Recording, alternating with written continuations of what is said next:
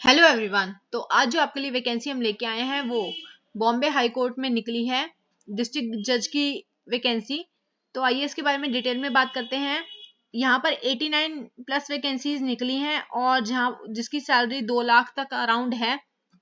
तो इसके बारे में डिटेल में चर्चा करें इससे पहले मैं आपको बता दूं हमारे चैनल पे टाइमली लीगल वैकेंसीज और अदर वैकेंसीज भी आती रहती हैं। तो टाइमली उसकी जानकारी जानने के लिए हमारे चैनल को लाइक, सब्सक्राइब एंड शेयर कर लीजिए। तो आइए इस वैकेंसी के बारे में बात करें। इन्होंने इनवाइट करे हैं 89 वैकेंसीज डिस्ट्रिक्ट जज के रूप में और जिसकी सैलरी जो है 1,44,000 से लेके 1,94,000 तक रहेगी, प्लस डीए रहेगा और अदर अलाउंस भी रहेंगे। तो आगे बात करें हम, इसकी सिलेक्शन प्रोसेस जो है वो महाराष्ट्र जुडिशियल सर्विस रूल्स के अकॉर्डिंग होएगा, 2008 के अकॉर्डिंग, जिसमें अमेंडमेंट हाई कोर्ट के अप्रूव करने के बाद होएगी। एलिजिबिलिटी की बात करें जो कि यहाँ पर बताई गई है, तो आप इंडियन सिटीजन होने चाहिए, साथ ही आपके पास एलएलबी की डिग्री होनी चाहिए। और इसमें उन्होंने बोला है कि अगर आप एडवोकेट हो हाई कोर्ट के या किसी सबऑर्डिनेट कोर्ट के, या फिर आप जुडिशियल ऑफिसर के रूप में काम कर रहे हो महाराष्ट्र में, तो आपके पास कम से कम 7 साल का एक्सपीरियंस होना चाहिए।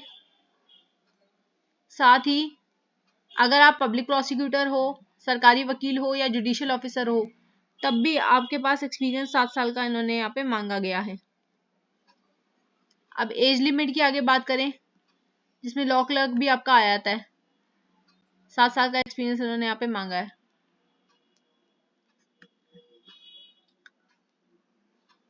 अब आगे एज की बात करें तो 35 से लेके 45 ईयर्स तक के लोग जनरल कैटेगरी के यहाँ पे अप्लाई कर सकते हैं। और पीडब्ल्यूडी और बैकवर्ड क्लासेस की बात करें तो 35 से लेके 48 ईयर्स तक के लोग अप्लाई कर सकते हैं। नॉलेज ऑफ मराठी होना यहाँ पर कंपलसरी है, इन्होंने ये बात बोली है। सफिशिएंट मराठी स्पीक और रीड और राइट करने लायक हो, आप ट्रांसलेट भी कर सको उसको इंग्लिश में, इस लायक होनी चाहिए, ये इन्होंने यहाँ पर कहा है। जो कैंडिडेट सिलेक्ट किया जाएगा उसे अपॉइंट किया जाएगा initially on probation for 2 years के लिए, प्रोबेशन पे आपको अपॉइंट किया जाएगा जो भी सिलेक्ट होगा। कैंडिडेट के पास को सबमिट करने होंगे सारे डॉक्यूमेंट्स अटेस्टेड कॉपीज के साथ।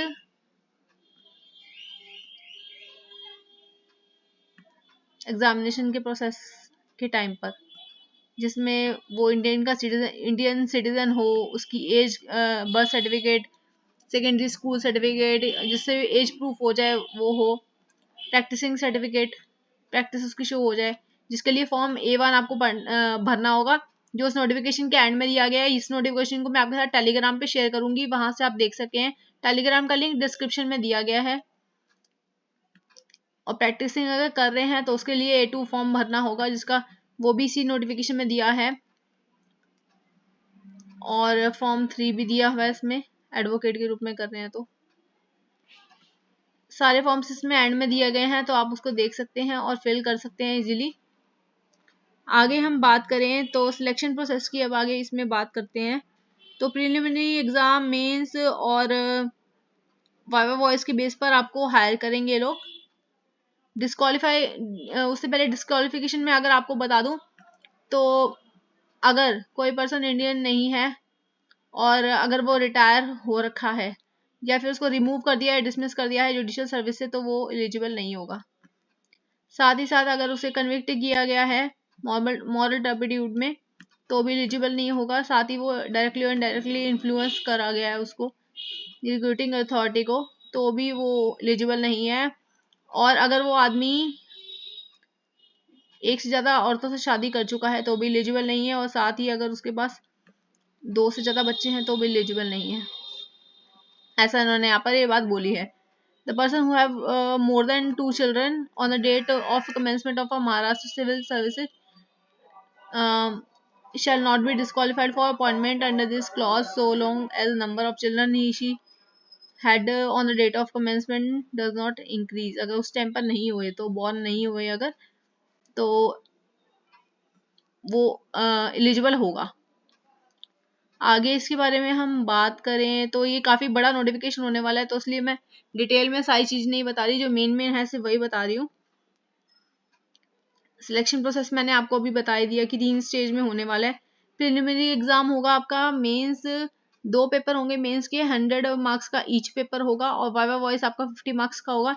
मिनिमम क्वालिफाइंग मार्क्स जो है इन्होंने बोला है 50% लाने होंगे और पीडब्ल्यूडी और रिजर्व्ड कैटेगरी वालों को 45% लाने होंगे। साथ ही इन्होंने यहाँ पर बोला है कि eligibility of a person choose a candidate as per the prescribe of the high court. साथ ही आगे हम बात करें इसकी कि ये प्रिलिमिनरी एग्जाम के बारे में इन्होंने बता दिया है जो कि 1:10 की रेशियो में होगा। कट ऑफ इन्होंने बताई है, यहाँ पर कट ऑफ के बारे में बात करी है। कितने नंबर ऑफ कैंडिडेट ये लोग हायर बुलाएंगे अगले प्रोसेस के लिए वो सब बताया है। जब आपके ये 3 घंटे का पेपर होगा मेंस का, इन्होंने सब बताया। 100 मार्क्स का ईच होगा, 50% चाहिए होगा जनरल वालों को, 45% चाहिए होगा कैटेगरी वालों को। ये सब इन्होंने यहाँ पर डिटेल में बता दिया गया है। तो फ्रेंड्स, अगर आपको इसी से रिलेटेड और कोई अपडेट चाहिए हो तो आप कमेंट कर सकते हैं और मैं आपको उसका जवाब ज़रूर दूंगी। आज की वैकेंसी में बस इतना ही था। अप्लाई मोड जो है इसका ऑनलाइन है, जैसे कि आप जानते ही हैं। इसकी जितने भी सिविल एग्जाम होते हैं सबका ऑनलाइन मोड होता है।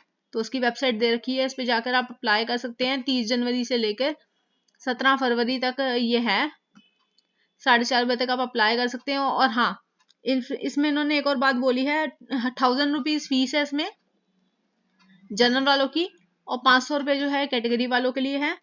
साथ ही इन्होंने कहा था कि 2 लाख का बॉन्ड भरना होगा आपको फॉर 3 ईयर्स सर्विस के लिए और सिलेक्शन स्ट्रिक्टली ऑन मेरिट पे होगा। Must provide all documents, multiple application allowed नहीं है यहाँ पर।